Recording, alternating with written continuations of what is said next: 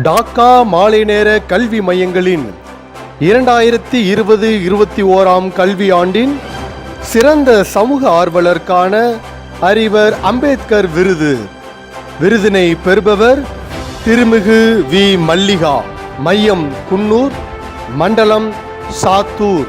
திருமிகு வி மல்லிகா வழி நடத்துகின்ற குன்னூர் மையத்தின் தனித்துவமான செயல்பாடுகள்.